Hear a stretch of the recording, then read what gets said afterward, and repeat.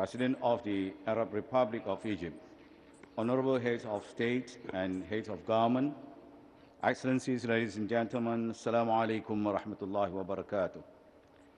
First and foremost, once again, on behalf of the Prime Minister Anwar Ibrahim, I wish to extend our profound gratitude to Your Excellency, President Abdel Fattah al-Sisi, and the government of the Arab Republic of Egypt for convening this special session on the situation on Palestine and Lebanon at the sidelines of the 11th D-8 summit.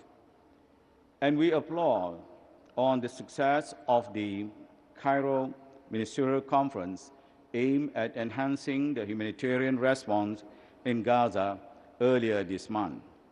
This convention is a testament to Egypt's steadfast commitment to supporting the Palestinian cause and addressing urgent humanitarian needs while also seeking sustainable solutions to improve the situation in Palestine, particularly in Gaza.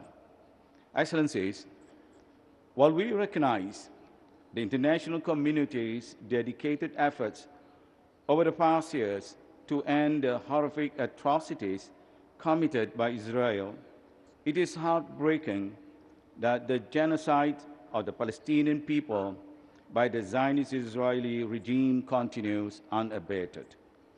It is a systematic oppression of the Palestinians. It is a deliberate strategy of dehumanization, displacement, and destructions.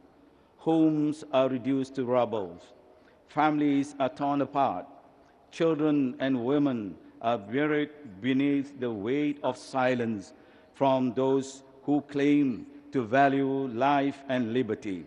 And these Israel atrocities signify the most profound tragedies of our times. This genocide, destructions, and injustice demand our immediate attention and united action. It calls for a global response that goes beyond mere words. It requires not only our condemnations, but also our actions. It is imperative to hold Israel accountable by imposing sanctions, including arms embargo, for every atrocity and violations of international law that were committed. The international community must collectively consider the suspension or expulsion of Israel from the United Nations. Without punitive measures, Israel will continue its monstrosity. Excellencies, Malaysia unequivocally condemns the Israel's parliament's rulings that banned UNRWA from operating in the occupied Palestinian territory. We firmly urge the international community to intensify its pressure on Israel to reverse this unjust decision. It is imperative to support UNRWA and ensure it can fulfill its crucial mandate to assist the Palestinian people in the OPT. Malaysia remains steadfast in its commitment and support for Palestine and Lebanon. Excellencies, the developments in Syria mark a major turning point in the country's history. For more than 10 years, the nation endured atrocities.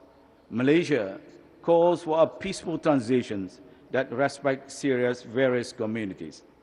To this end, Malaysia strongly condemns the ongoing Israel strike on Syrian territories, including the recent decisions to expand its settlements in the occupied Golan Heights on 15 December 2024, which violates the UN General Assembly Resolution 79/83 adopted on 3 December 2024.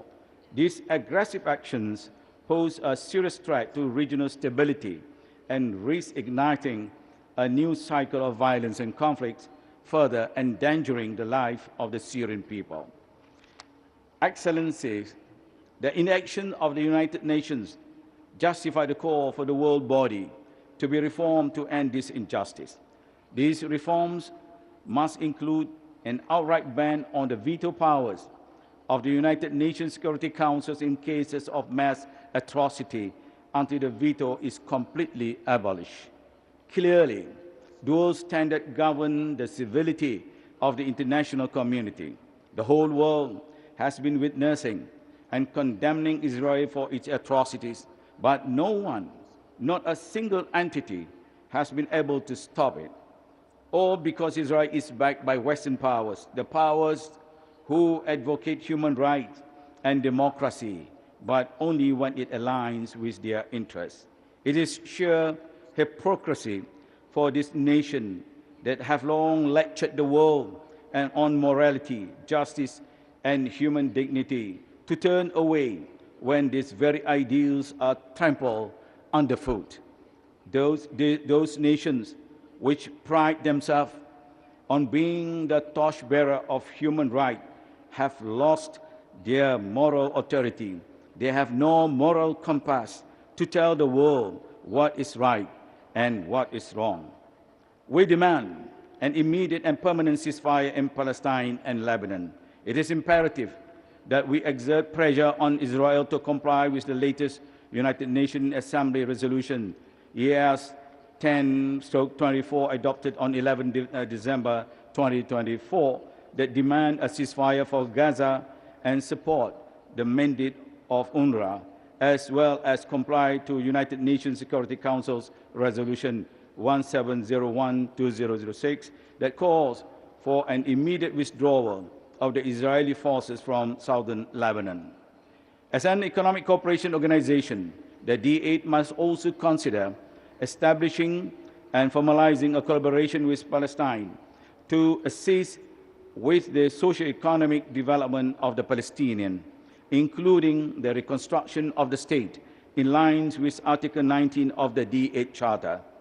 Excellencies, in conclusion, let me reiterate Malaysia's firm commitment to continue advocating for the Palestinian people's right to self-determination until they are able to attain a free, independent, and sovereign Palestinian state based on their pre-1967 borders with East Jerusalem as its capital. Excellencies, history will judge us not by the speeches we make today, but by the actions we take. Let it not be said that we stood idle while an entire Palestinian suffered.